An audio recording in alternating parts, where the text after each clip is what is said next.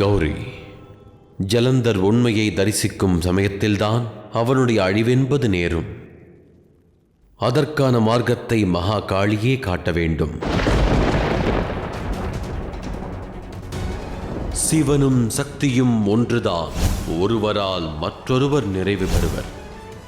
நான் கூறுகிறேன் ஜலந்தர், உன்னுடைய அழிவு எவ்வாறு நேரும் என்று.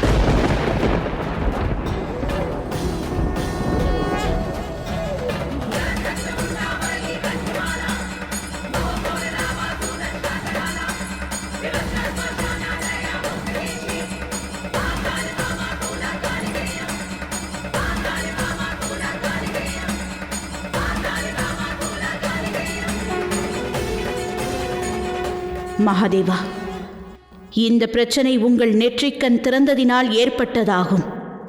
அதன் முடிவும் தங்கள் நெற்றிக்கண்ணை திறந்தால்தான் நடக்கும். அப்பொழுது உங்கள் கோப அக்னி சமுத்திரத்தில் கலந்துவிட்டது. இப்பொழுது அந்த கோப அக்னியை என்னுள் தாங்கிக் கொள்ள என்னை தயார்படுத்திக் கொண்டு விட்டேன் மகாதேவா.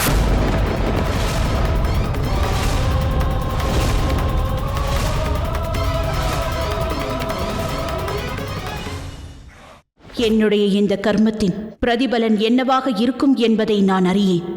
எப்படியாகிலும் தங்கள் நெற்றிக் கண்ணை திறந்து இந்த ஜலந்தரை அழித்து விடுங்கள்.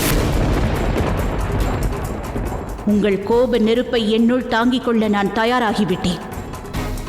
ஒரு முட்டாளின் முட்டாள்தனத்திற்கான தண்டனையை மொத்த பிரபஞ்சமும் அனுபவிப்பது முறையல்ல. இந்த ஆபத்தான சக்கரத்தின் முடிவிற்கு இந்த ஒரு வழிதான் உள்ளது.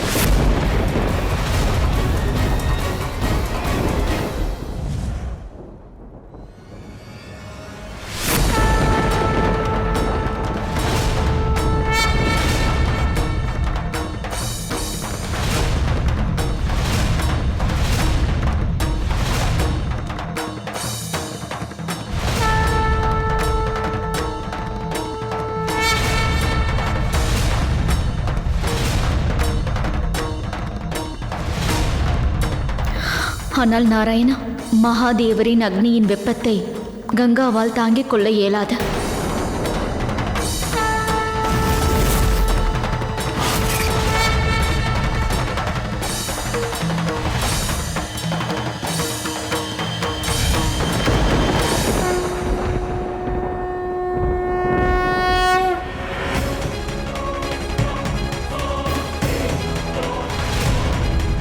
தங்களுக்கு ஒன்றுமில்லையே தேவி கங்கா.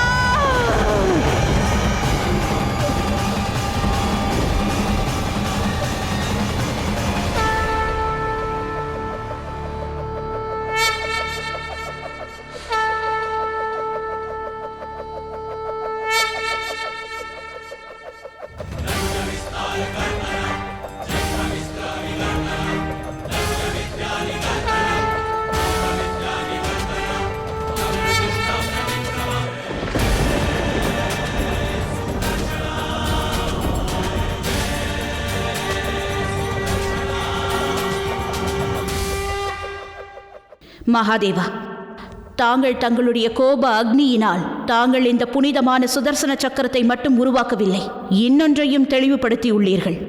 இந்த சுதர்சன சக்கரம் பிரபஞ்சத்தில் உள்ள தீய எண்ணங்களையும் தீமைகளை மட்டும் அழிக்காது, மாறாக ஒரு புதிய பார்வையை உருவாக்கும்.